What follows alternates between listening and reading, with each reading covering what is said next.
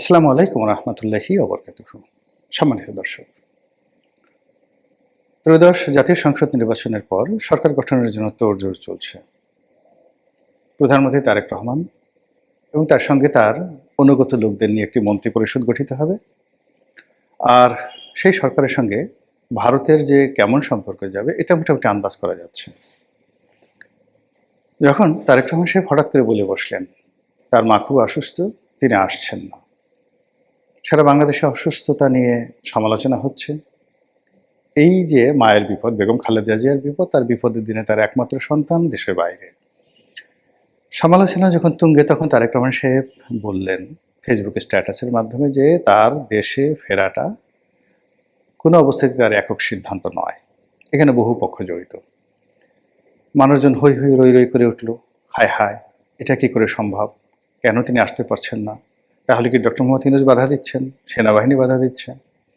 কেউ বলছে ভারত বাধা দিচ্ছে, কেউ বলছে আমেরিকা চাচ্ছে না, আবার কেউ বলছে যে তিনি লন্ডনে যেভাবে আছেন সেখানে লন্ডনের যে পার্ট সেটা না চুকিয়ে তিনি সেখান থেকে আসতে পারবেন না, বাংলাদেশে তার সিকিউরিটি সমস্যা রয়েছে ইত্যাদি নানা বিষয়গুলো।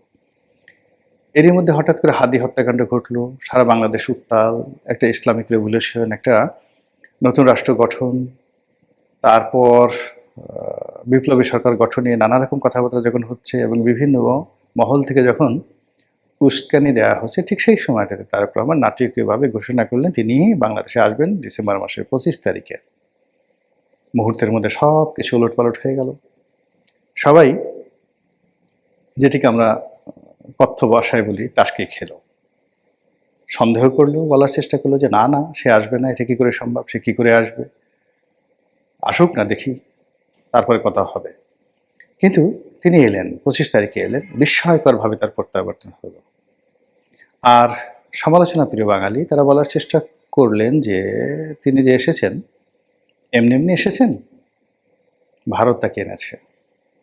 ভারতের সঙ্গে তিনি রীতিমতো গোপন যোগাযোগ করে তারপর ভারতীয় প্রোটেকশনে তিনি এসেছেন। মানুষের মুখের কথা বলার তো ট্যাক্স লাগে না বললেন, আর মানুষজন সেটা নিয়ে আরও এক দফা এগিয়ে গেল।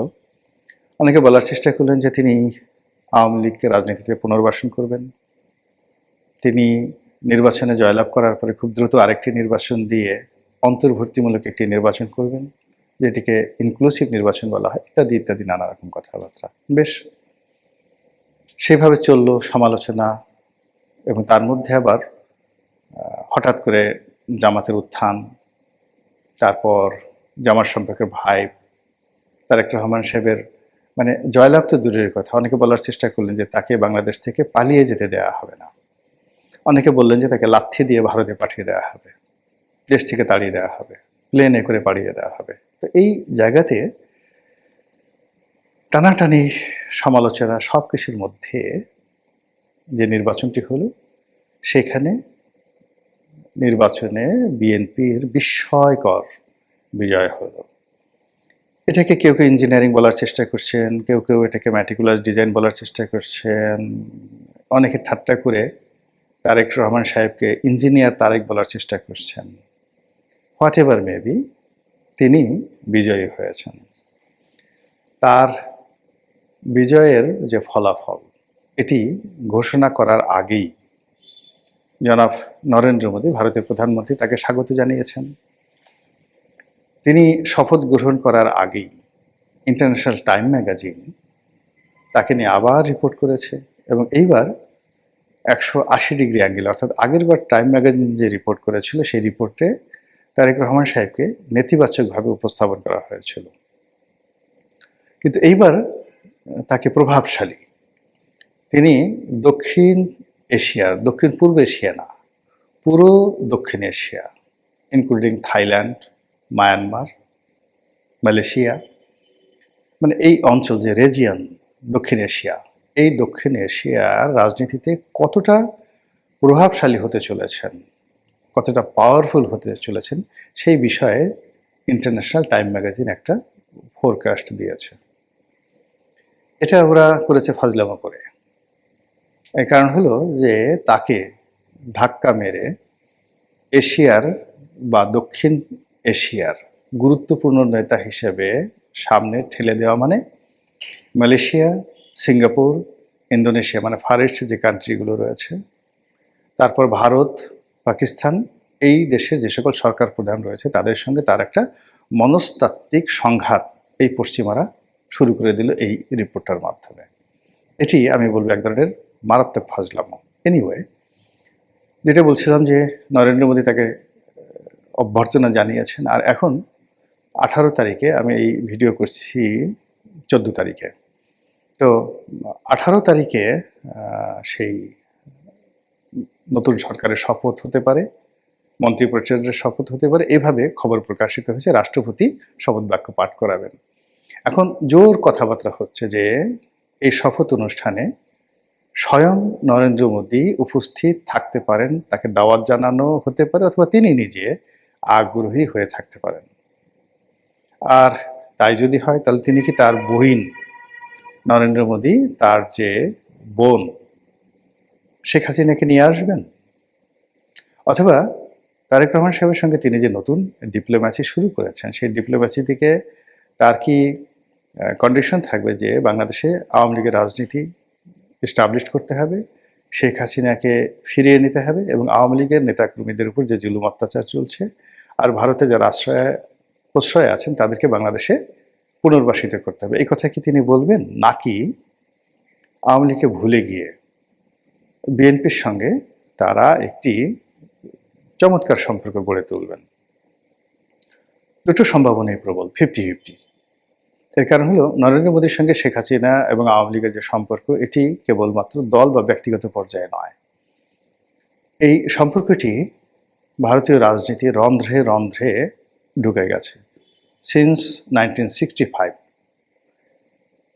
65 সন থেকে বঙ্গবন্ধুর সঙ্গে তাদের যে সম্পর্ক, তার প্রেক্ষিতে আগরতলা ষড়যন্ত্র মামলা, মহান মুক্তিযুদ্ধ এবং 75-এর 15 আগস্ট পরে আওয়ামী লীগকে আশ্রয় দেওয়া, আবার 11-এর পরে আওয়ামী লীগকে ক্ষমতা আনা থেকে শুরু করে 14, 18, 24-এ নির্বাচনে নির্লজ্জভাবে আওয়ামী লীগকে পুনর্বাসন করার ক্ষেত্রে ভারত যে ভূমিকা দেখিয়েছে এটি বিরল। কাজেই আওয়ামী লীগের সঙ্গে তাদের একটা হরিহরাত্মা। ভারতের মিডিয়া, ভারতের সংবাদপত্র, ভারতের প্রেস ক্লাব, ভারতের সেনাবাহিনী, বুদ্ধিজীবী আওয়ামী লীগের নামে পাগল। কাজেই সেই আওয়ামী লীগকে বাদ দিয়ে তারা বিএনপির সঙ্গে সম্পর্ক করবে না, এটা স্বাভাবিক। আবার যদি অতীতের কিছু কিছু ইতিহাস আমরা চিন্তা করি, অর্থাৎ মনমোহন সিং যখন প্রধানমন্ত্রী ছিলেন তখন বেগম খালেদা জিয়া তিনি বিরোধী দলীয় নেত্রী ছিলেন, এবং ওই সময়টাতে তিনি ভারত সফর করেছিলেন। শামসের মুবিন চৌধুরীর এই পুরো বিষয়টি তিনি দেখভাল করেছেন, পররাষ্ট্র বিষয়টি। তো তখন যেটা হলো যে ভারত বেগম খালেদা জিয়াকে গ্র্যান্ড রিসিপশন দিয়েছিল, জাস্ট লাইক এ প্রধানমন্ত্রী। বাংলাদেশের প্রধানমন্ত্রী আবার যেন তেন প্রধানমন্ত্রী নয়। নর্মালি কোনো দেশের প্রধানমন্ত্রী যখন ভারতে যায় তখন প্রতিমন্ত্রী বা মন্ত্রী পর্যায়ের কোনো কর্মকর্তা এয়ারপোর্টে তাকে রিসিভ করেন, কিন্তু স্বয়ং প্রধানমন্ত্রী মনমোহন সিং বেগম খালেদা জিয়াকে এয়ারপোর্টে রিসিভ করতে এসেছিলেন। এর কারণ ছিল যে ওই সময়টিতে আওয়ামী লীগের ব্যাপারে ভারত আসলে বিরক্ত হয়ে পড়েছিলেন। ভারতের সঙ্গে বিভিন্ন সময়, একটা সময় বঙ্গবন্ধুরও সম্পর্ক খারাপ হয়ে যায়। আর ভারত আওয়ামী লীগের বিকল্প বহুবার চেষ্টা করেছে, জাতীয় পার্টি, জামাত, বিএনপি সবার সঙ্গে সম্পর্ক করার চেষ্টা করেছে, কিন্তু লং রানে একটা, দুটো, তিনটা, চারটা, পাঁচটা মিটিং হয়েছে, কিন্তু আওয়ামী লীগের সঙ্গে তাদের যে অ্যাডাপশনটা হয় সেই অ্যাডাপশনটা আসলে অন্য দলের সঙ্গে তারা পারেনি। তো সেই ক্ষেত্রে অতীতে যেভাবে তারা বিএনপির সঙ্গে সম্পর্ক করার চেষ্টা করেছে, আবার এই জমানাতে নতুন করে তারা আওয়ামী লীগকে বাদ দিয়ে বিএনপির সঙ্গে একটা নতুন এরা তৈরি করতে পারে, এটা অস্বাভাবিক কোনো কিছু নয়। কিন্তু সমস্যা হচ্ছে যে বাংলাদেশে ভারত বিরোধিতা প্রবল।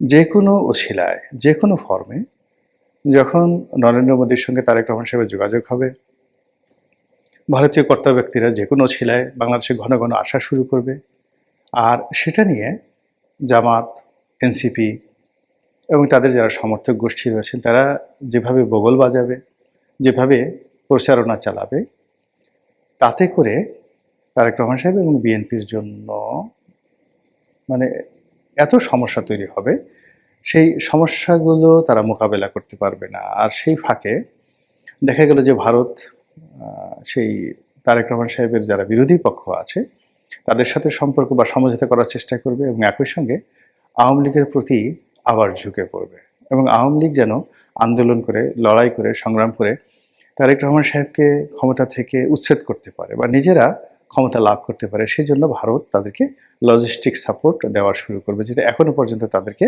সেই লজিস্টিক সাপোর্ট দেয়নি। এর কারণ হলো ভারত চাচ্ছে যে বাংলাদেশে একটি গণতান্ত্রিক বিধি ব্যবস্থা চালু হোক এবং গণতান্ত্রিক সরকারের সঙ্গে তারা তাদের ইচ্ছা, আশা, আকাঙ্ক্ষা, তাদের পলিসি নিয়ে তারা আবার আলোচনায় বসবেন তারা। যদি ইতিবাচক হয় ভালো কথা, আর যদি নেতিবাচক হয় তখন তারা আওয়ামী লীগের মাধ্যমে নেতিবাচক কর্মকাণ্ড তারা করার জন্য ১০ পায়ে দাঁড়িয়ে আছে। তো যার জন্য সামনের যে ৩-৪ মাস সময়, সেই ৩-৪ মাস সময়টি জনাব তারেক রহমান সাহেবের জন্য, ভারতের জন্য, শেখ হাসিনার জন্য অত্যন্ত গুরুত্বপূর্ণ, সংকটাপূর্ণ এবং কৌশলগতভাবে তকদির বদলকারী সময়, কোর্স অফ অ্যাকশন। এবং এটা কেবলমাত্র বাংলাদেশ নয়, বাংলাদেশ ভারত, বাংলাদেশ পাকিস্তান, বাংলাদেশ আমেরিকার সম্পর্ক একটা শেইবে চলে আসবে আগামী ৩ থেকে ৪ মাসের মধ্যে। মহান আল্লাহ আমাদের সবাইকে হেদায়েত দান করুন এবং হেফাজত করুন। আসসালামু আলাইকুম ওয়া রাহমাতুল্লাহি ওয়া বারাকাতুহু।